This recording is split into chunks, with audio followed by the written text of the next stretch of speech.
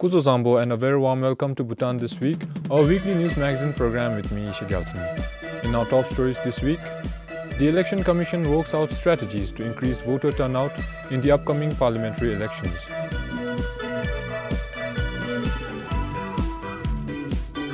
ECCD centres to be established for roadside workers.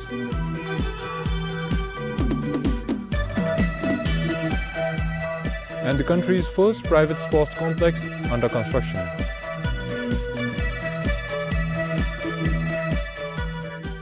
The newly renovated Kidu Patient Guest House of the National Referral Hospital was inaugurated on Friday last week, coinciding with the 6th royal wedding anniversary.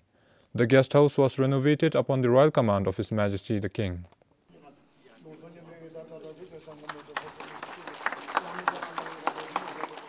The two-storied guest house can accommodate 35 patients along with their attendants. It is equipped with well-furnished waiting facility with attached kitchen and toilets. The guest house was actually built in the 1970s to provide accommodation for those people who refer to the hospital from various parts of the country and have nowhere to stay in the capital. This facility was initially constructed by Aji Kezongmo Chugla. And then Aji had offered this facility to His Majesty the King. After seeing that this facility has deteriorated, the condition had deteriorated because of the age. So His Majesty the King had commanded that this be renovated so that the patients will be more comfortable. Now this facility will be used to house the cancer patients who we expect to be here after we introduce the radiotherapy services. According to a press release from the Royal Office for Media, His Majesty the King commanded that patients and their caregivers living in the guest house must have an opportunity to live in a degree of comfort and dignity in the time of ill health and difficulty. Thus, as His Majesty's Kidu to the people, a complete renovation of the accommodation and its immediate surroundings was started in May this year.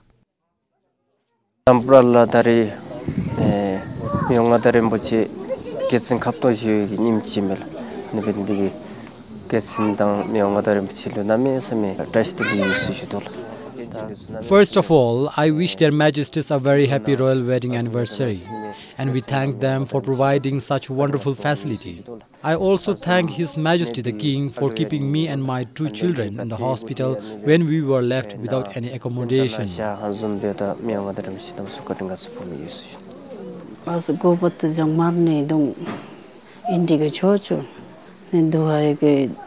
I stayed in India for my treatment, but I came back as I could not meet my health expenses.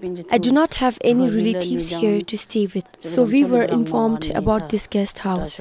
We are happy with this facility.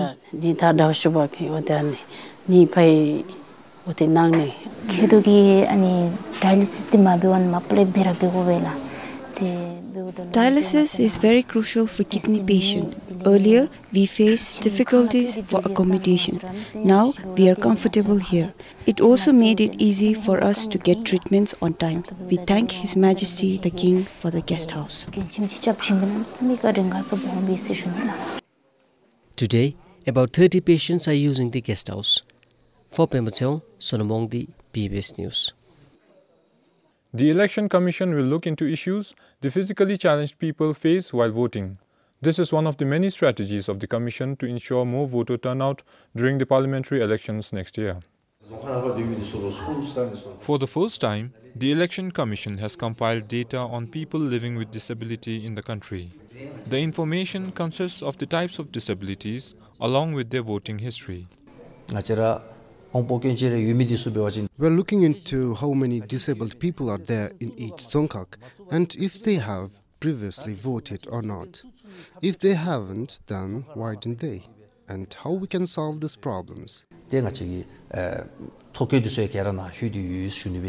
ECB is also looking for new ideas to increase voter turnout in the districts. Phupduji explained, since the situation in each district is different, the Dzongkhags themselves would be relevant to providing ideas and solutions. From this year, to increase the number of voters, we have asked each Dzongkhag to give us ideas to increase the voter turnout in their places. We are compiling a booklet for each Dzongkhag, which is almost complete. The booklets the ECB is preparing will be separate for each Dzongkhag. The National Council elections is expected to take place between February and May next year. Yishe Gelson, BBS News. Similarly, the Election Commission is expecting a good number of women participation. The challenge comes in certain sections of the society questioning the Commission's support towards women. Women participation in politics is very minimal. The Election Commission hopes to change this. There is no such law which states that a male can do it and a female cannot. But because of our culture, there has always been very few women participants. That is why we are always encouraging women to come forward and also telling the public to support the interested women. But the Commission says there are still some people who question the Commission's motive for supporting women. Sometimes there are people who quarrel with us, stating that the Election Commission is always supporting women and that if it was one man against one woman, then the Commission would rather render full support to the woman. The Election Commission is positive with the country's election records so far. Pope Doji says number of women taking part in politics has been increasing slowly but steadily. It all depends on time, but it seems it has been progressing very steadily. If we look at the local government, for example, participation has been increasing by 100%. It will take a bit of time, but we need not worry about it. The country's third parliamentary elections will start with the National Council elections due to take place between February and May next year. Yishe Gelson, BBS News. All government-owned corporations in the country will get a 6-month maternity leave starting January next year. The Finance Ministry issued a circular last month to enforce the maternity and paternity leave. There are 34 government-owned corporations in the country. All the state-owned enterprises will have to implement the revised maternity leave from 3 to 6 months from January next year. The 5 working-day paternity leave has been increased to 10 days. The maternity leave for the SOEs was decided by the cabinet during the month of September. Basically, the state-owned enterprises are well established, and they are in a position to support their female staff, and they are quite well established. Therefore, we thought that we should make a beginning with the SOEs for maternity leave. But he said the government is skeptical when it comes to revising the maternity leave for women working in the private sector. If you look at the statistics of 2014 level for survey, 10.0% of the women were unemployed during those time, and it has increased during 2015, and it has gone to 12.7. So we are a little worried that if we impose or maternity leave in private sectors, probably the unemployment of women will be even more than what we are seeing today without having maternity leave imposed to the private sectors. The minister, however, said consultation is underway with some of the private enterprises who can afford to increase the maternity and paternity leave. Chonitama for BBS News. The government will not pursue to ratify the Bhutan, Bangladesh, India and Nepal or BBIN motor vehicle agreement. Prime Minister Tashot Sering Tobgay said it will be up to the future government and the parliament to do so depending on the country's need. At the recent Meet the Press session, the Prime Minister reiterated the implementation of BBIN agreement would benefit the country. BBIN is an agreement for regulation of passenger, personal and cargo vehicular traffic between Bhutan, Bangladesh, India and Nepal. It aims to enhance trade and people-to-people connectivity in the region. We were able to negotiate a situation where our vehicles can enter countries, whereas their vehicles stop at our border. And we thought that this would be good for Bhutan, good for our economic growth, good for our economy, good for our trade. The other three countries, India, Nepal and Bangladesh, are at the threshold of implementing the agreement. However, Bhutan could not ratify the BBIN agreement due to several concerns the parliamentarians and people raised. People still feel that we would have been inundated with vehicles. There would have been pollution and cultural degradation, and Bhutanese vehicles would not be able to operate within Bhutan. Maybe in the third parliament it can come back again and we can discuss about it, and if it is really going to bring that sort of benefit to the country, people and the parliamentarians one day might decide to sign this agreement again. And the joint sitting of the parliament deferred to ratify the BBIN agreement in June this year. Pasa, BBS News. Roadside workers are one of the most vulnerable sections of the society. They work in harsh environment with basic amenities. Studies have found that their children grow up without proper nutrition, healthcare and interaction. And such conditions in the early years could have permanent effects on children's physical and mental health. But this is likely to change for better in the years to come with the establishment of ECCD centers. Given the increased fossil fuel dependency in the transport sector in the country, the government will implement low-emission urban transport system within the next 3 years. This is in line with the government's commitment to environmental conservation and the need to address the challenges of increasing energy emissions from the transport sector. 6-year-old Kamal Rai accompanies his mother to work. He spends his day playing along the road with other children of his age. His mother, Urmila Rai, is a national workforce worker. She is working along the Simtoka highway. Save the Children found that their working condition is neither healthy nor safe.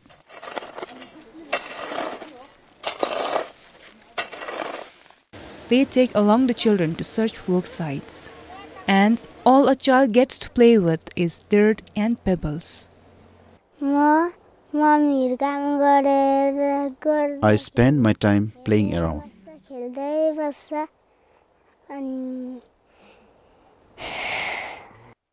Although there are many like Kamal, there is no official figure on how many children are living such lives. Every one of us go to work. There is nobody back at home to look after our kids.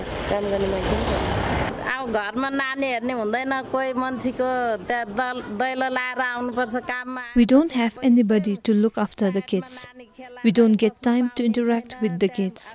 If there is a center, it will be very beneficial for us. There will be people to care for our children at the centers. We can always go and pick them in the evening after work. If they start learning at early stage, it will help them learn better as they grow.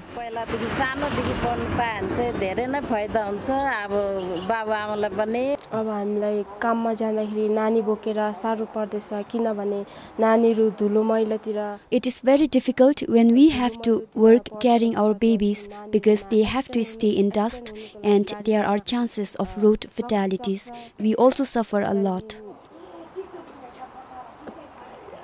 We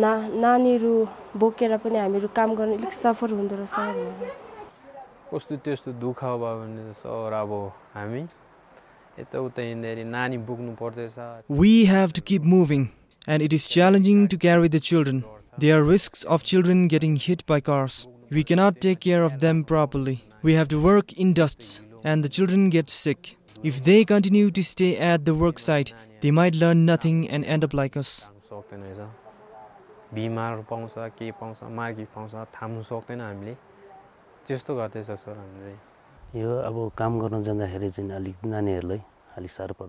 It is difficult for both children and parents, especially mothers. It would be nice if we have ECCD centers, and I think it is a need. Studies have found that these children go to school unprepared and perform poorly. Their parents have low expectations of them and they pass on the same further to their children. But if the government's plan comes through, their lives are likely to change. The Prime Minister said that the Works and Human Settlement Ministry will establish 12 ECCD centers along the North-East-West Highway. The first center will be established soon. We will see how that camp operates and how the ECCD in that camp operates, and then hopefully in the next year or so we would have established all 12 camps and with them 12 ECCDs. Given the scattered locations, it is a challenge for the government to set up ECCD centers in every camp.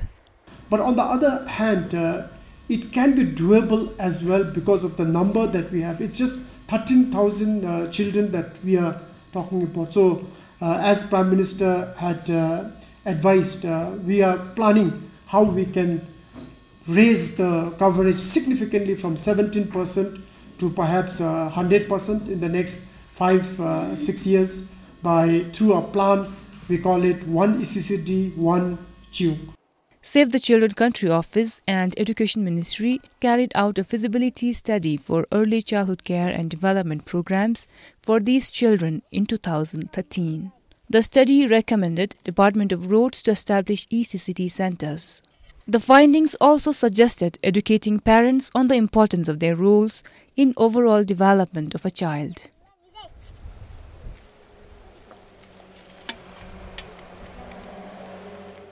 Today, there are over 2,000 national workforce workers across the country.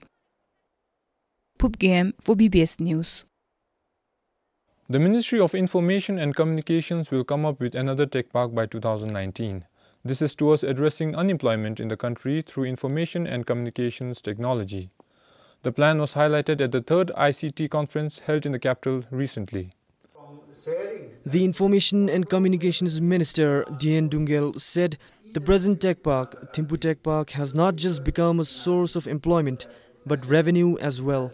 Today, the facility employs more than 800 youth and contributes 180 million to the economy annually. Similarly, the second tech park is expected to employ 400 youth.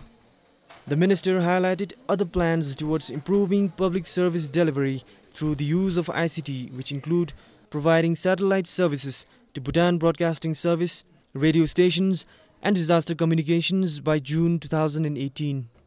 The ministry is also in the process of making video conferencing possible for a group of 250 simultaneous users.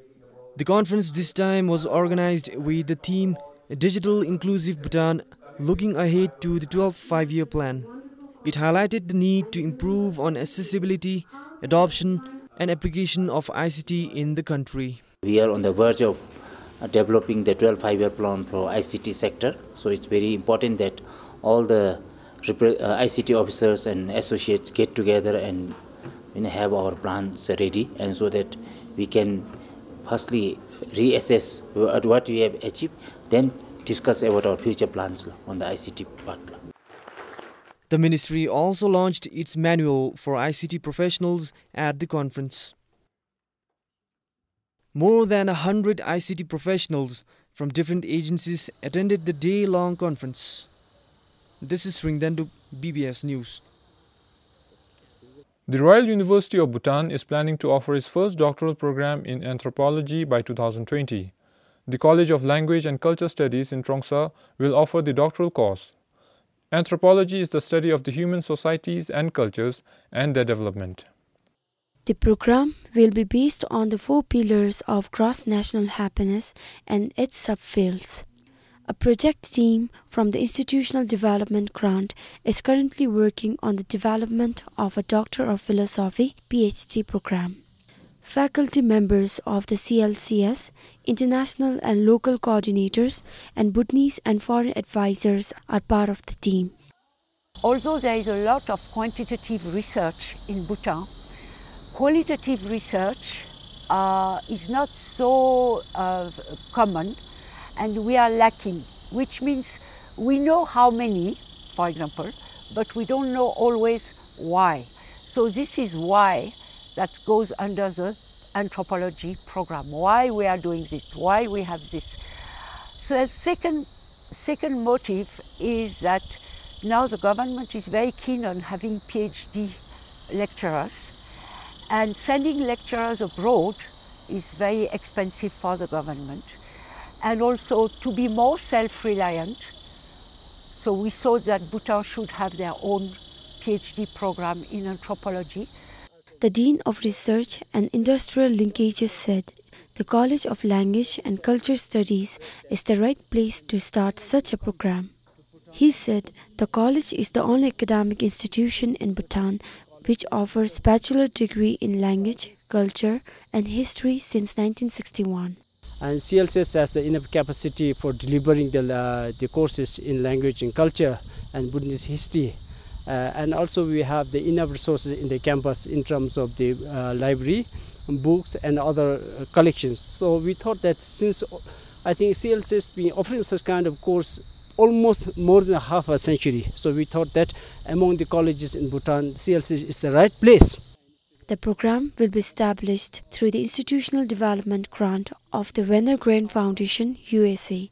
The foundation will provide $25,000 every year to the project and is renewable for up to 5 years. The Institutional Development Grant supports the growth and development of anthropological doctoral program in countries where the discipline is underrepresented and has limited resources for academic development. PBS News. Good news for football enthusiasts in Thimphu. The city will have one more AstroTurf football ground by early next year. A private individual is coming up with a facility in Sarbetan. Including the ground, the Tenzling Sports Complex will also have shower and dressing rooms for players. It was initiated to meet the increasing demand for football ground.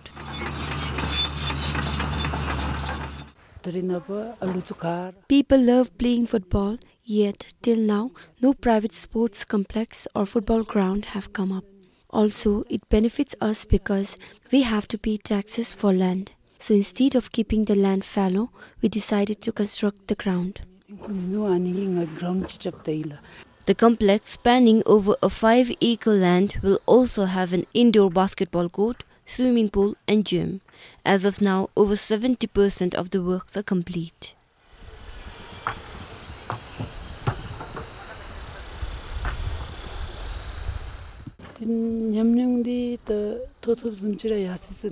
We gained experience after we constructed a similar ground in the Chincholing.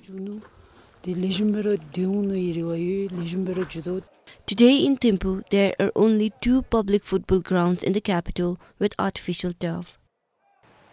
With additional information from Pema Sawang, Kiladem, PBS News.